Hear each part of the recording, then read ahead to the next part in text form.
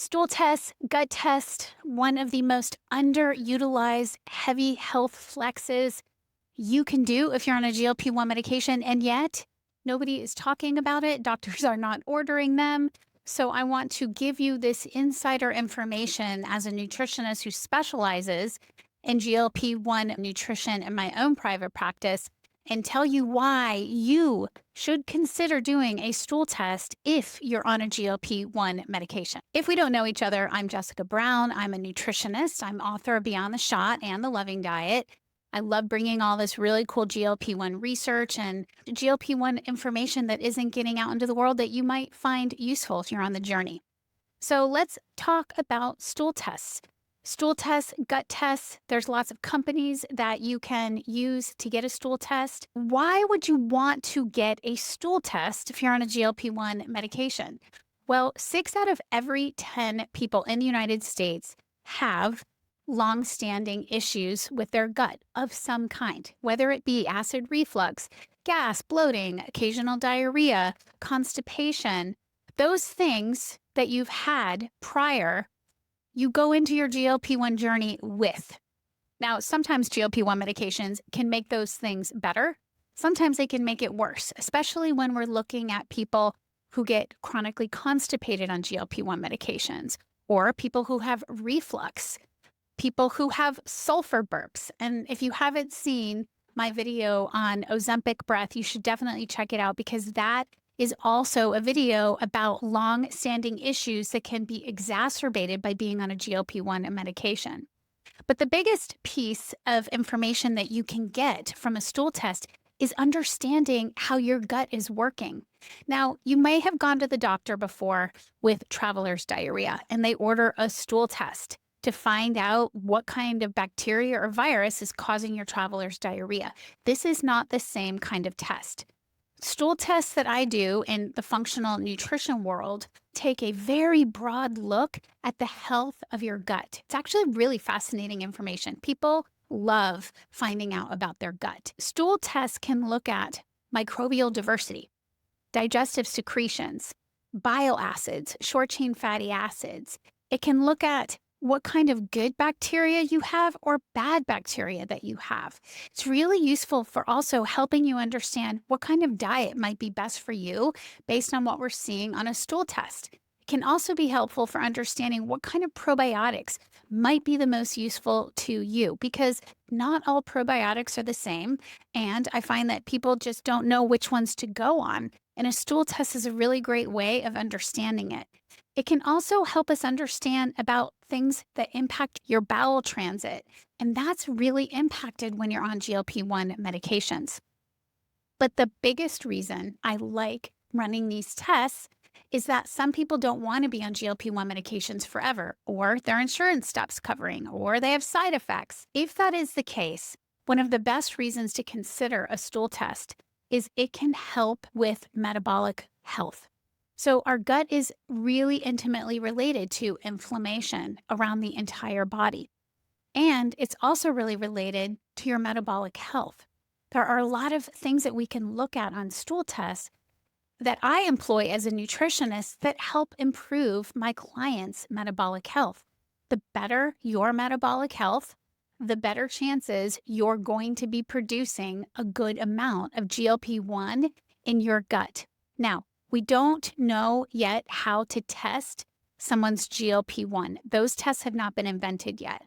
But through these kinds of stool tests, I can look at indirect ways that your body naturally produces GLP-1. So for instance, if you don't produce a lot of short-chain fatty acids, which we can measure on a stool test, like butyrate and propionate, those short-chain fatty acids stimulate the L cells in your gut to produce GLP-1.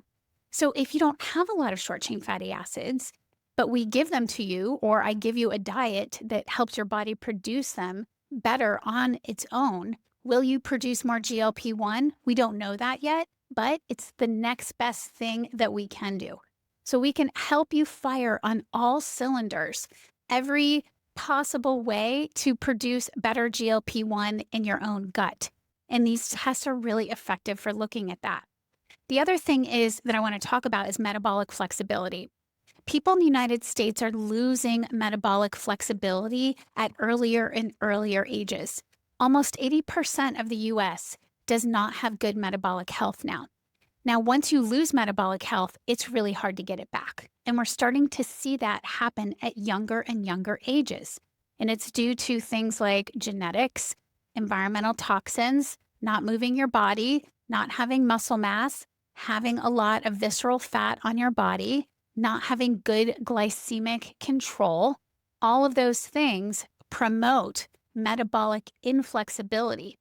Sort of like if you're 20 and you eat an ultra-processed food diet and your doctor says, hey, I need you to eat more healthy because you are approaching being pre-diabetic, that is code for you're losing your metabolic flexibility.